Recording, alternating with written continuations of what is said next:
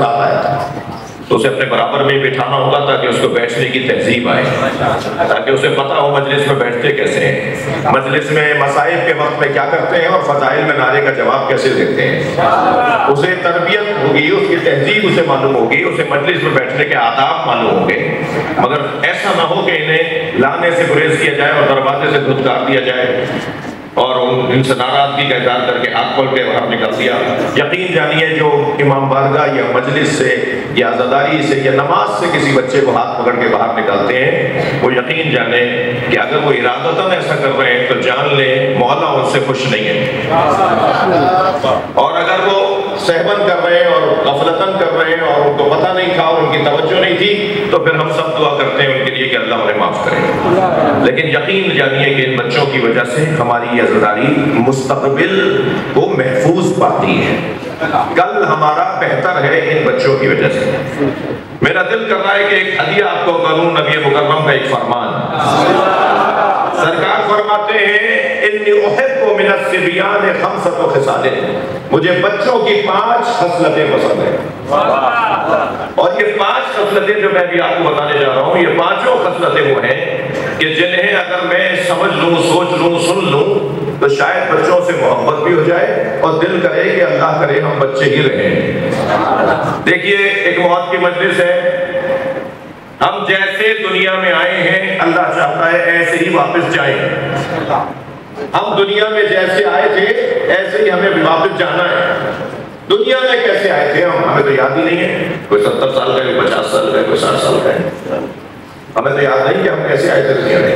अगर हमें अपना याद नहीं है कि हम दुनिया में कैसे आए थे, तो हम अपने बच्चों को देख लें, हम ऐसे ही आए थे। ये बच्चे कैसे हैं? जैसे ये बच्चे हैं ऐसे ही हम भी थे जब आए थे। हम कैसे थे, ये कैसे हैं, नबी फरमा रहे हैं। और इस हदीस का एक मुख्तलिफ नुस्खा बदल के साथ जनाब सैयदा ज़हरा सलामुल्लाह अलैहा से भी इस हदीस की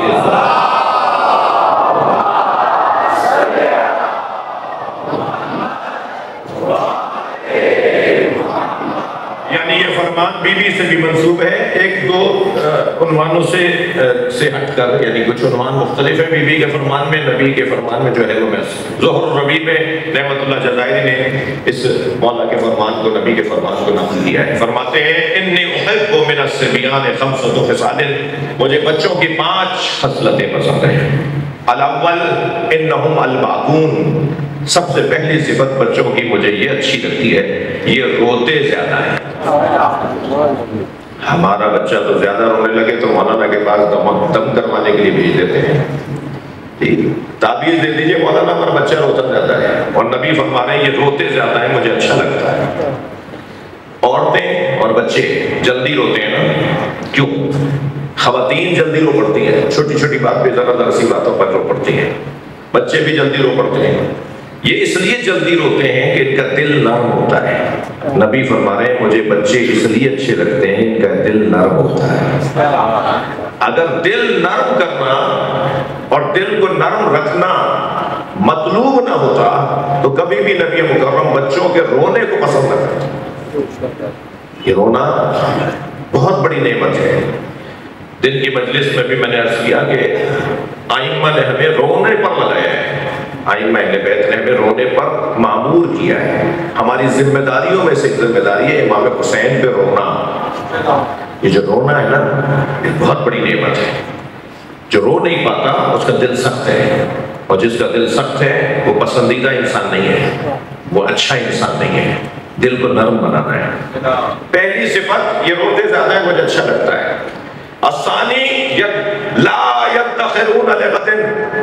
दूसरी सिफत मुझे बच्चों की ये पसंद है, ये आज का काम कल पर नहीं छोड़ते।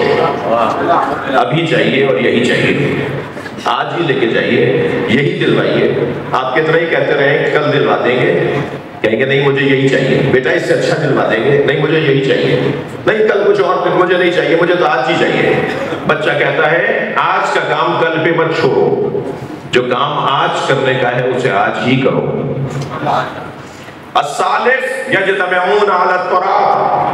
तीसरी सिफत मुझे अच्छी लगती है कि ये मट्टी पर बैठ जाते हैं। माँ उजले से कुर्ते और कपड़ों में इसको मलबूस करके, कंगे मंगे करके, सुरमे उर्मे लगा के, पाउडर वाउडर लगाकर उजले से कपड़े पहनाकर माँ तैयार करके बच्चे को भेजती है, कुछ ही देर में ये कपड़े गंदे करके आ जाता है। अरे बेटा ये क्या हुआ? कब बाहर गली में बच्चे खेल रहे थे, मैं भी उनके साथ मिट्टी में खेल रहा था। इसे एहसास ही नहीं है कि इसके कपड़े गंदे हो जाएंगे। ये जो नबी फरमा रहे हैं मुझे अच्छा लगता है, ये मिट्टी पर बैठ जाते हैं, ये गोया पैगाम दे रहे हैं कि इनके अंदर तकब्बुर नहीं है, ये मुतकब्बिर नहीं होते, इन्हें जहां जगह मिलती है वहां बैठ जाते हैं। ये अपनी शख्सियत के कायल नहीं होते, ये मसनदों के कायल नहीं होते, ये अपने लिए कुर्सियां नहीं ढूंढते, ये अपने लिए सदारतें। सलवात पढ़ ले जरा मोहम्मद।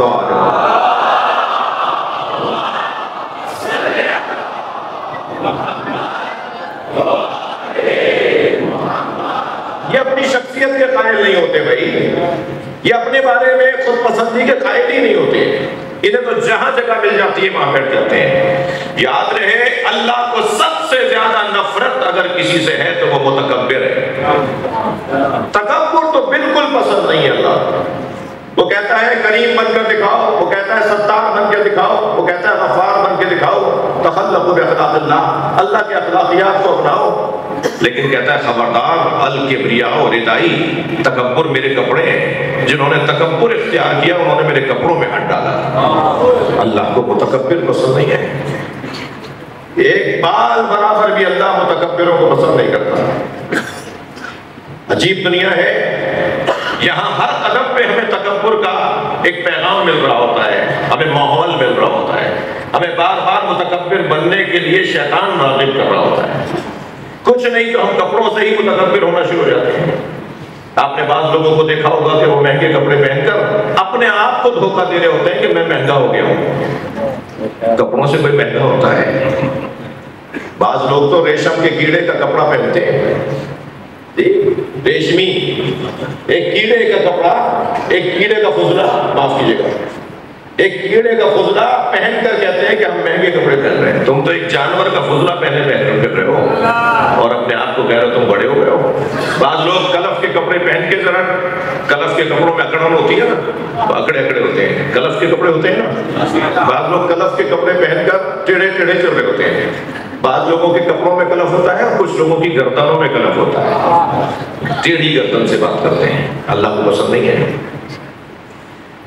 तकब्बुर आने के 5 रास्ते हैं, थके हुए नहीं है ना?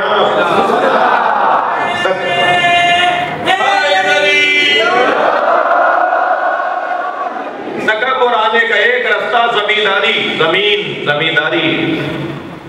इनकी इतनी एकड़ की जमीन है, जमींदार बहुत बड़ा जमींदार है तो तकब्बुर का वायरस आ जाएगा, जमींदारी से तकब्बुर का वायरस आ जाएगा। दूसरा रास्ता है दस्तरखान, इनके दस्तरखान पे रोजाना हिरन पका के रखा जाता है। 10 डिशों से कम तो इनका दस्तरखान लगता ही नहीं है। उस दस्तरखान पे जो बैठते ही नहीं है जिसके अंदर तीतर ना हो। मैं मिसालें दे रहा हूँ। दस्तरखान के जरिए से तकब्बुर। तीसरा रास्ता तकब्बुर का है लिबास, महंगे कपड़े पहनकर अपने आप को महंगा समझना। यह है वायरस आने का रास्ता। ये बैक्टीरिया, ये कोरोना से कम बैक्टीरिया नहीं है जिसे तकब्बुर कहते हैं। ये कोरोना से तो फिर भी बच गए बहुत सारे लोग, तकब्बुर से मुब्तला होने के बाद फिर जहन्नुम में ही जाता है इंसान। बहुत खतरनाक बात है। चौथा रास्ता तकब्बुर आने का, तवज्जो है बोल रहा, चौथा रास्ता तकब्बुर आने का शोहरत है, शोहरत, जिसका किसी हद तक मुझ जैसे लोग बीमार हो जाते हैं। हम अगर अपने आप को इस बीमारी से न बचाएं और अपने आप को न समझाएं कि नहीं, शेख अंसारी के बकौल रुब्बा शोहरत ला असला रहा, कितनी शोहरतें हैं जिनकी कोई असली नहीं है, जिनकी कोई बुनियाद ही नहीं है। सलवात पढ़े जरा मोहम्मद वाले।